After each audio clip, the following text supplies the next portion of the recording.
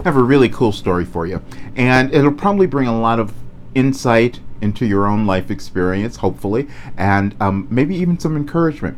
A long time ago, I created a program called Overcoming Everything, a self-guide to empowerment. And the first thing that I wrote in the program is this: the road to living your happiest life is paved by you deciding to discover, own, and live your life purpose. Now, so I knew that finding or identifying or feeling like you had a life purpose would be really important. It would probably keep you going toward it. It would probably keep you really motivated. And I knew that I wanted to find that within myself, but there was something going on where I continually struggled with that. And maybe it was because it was a little confusing. I had done so many different things in my life. But I always tell my clients that the essence, the seed of who you're supposed to be is always there, and we just have to ask different questions to be able to find it sometimes, or to uncover it. And many times I think we are just unwilling to see it because we don't believe that that thing we're saying we believe in or think we can accomplish, do, be, or have, whatever that might be. So this past weekend I had an instinct to find a writing that I had done. I didn't even know exactly what it was, but I knew I had discovered it some time ago. Now, I say that because I've written a lot. I have volumes and volumes of information and things that I've written. I write every single day. You know, I do automatic writing in the mornings, and I've compiled so much. And years ago, I also realized I used to document some of the dreams, but I hadn't done that a lot recently. But the important part was this: when I had the idea to go back and find the original stuff, I pulled out these papers, and this was done in, you can maybe see a little bit of it, 1983 was when this was written.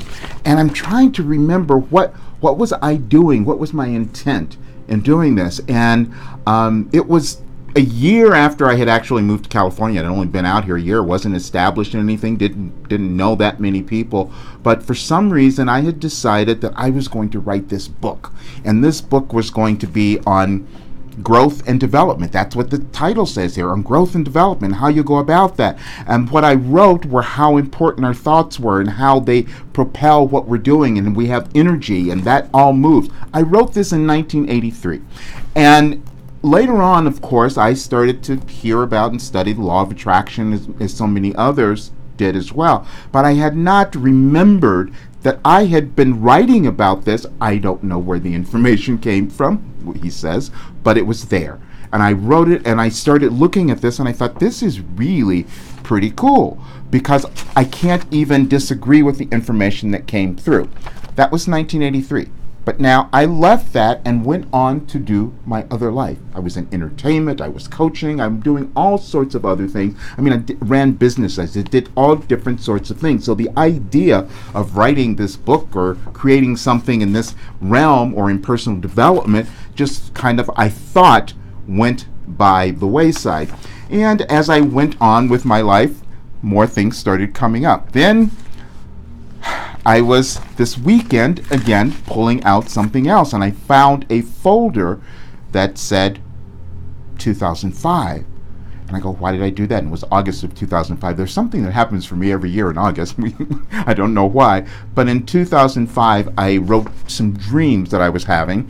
And the essence of the dreams were that I was really unsure about what I was supposed to do, and it turns out that I expressed in the dream my own doubt, my own conflict.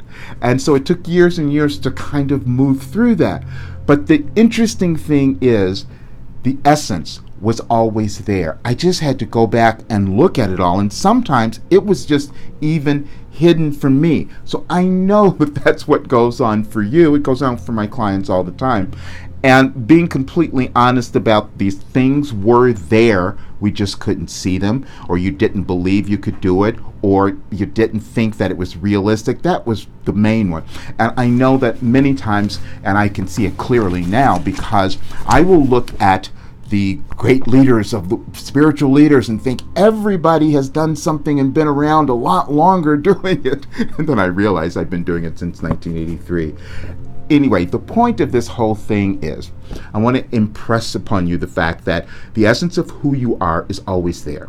It's just that sometimes you can't see it. In my work, I'm knowing that I know the right questions to ask you because I've had to ask them of myself to be able to find that answer, to find what I call that purpose, or what drives my life forward, what makes me want to get up and do absolutely anything. I know that you have that as well. That's why I love doing the work that I do. But I thought that just posting this would tell you why I always say your purpose is there. Maybe you just can't find it, but it is there. But please think about this, and I hope that my story inspires you to do that examination, that discovery of who you really are. All right, see you soon.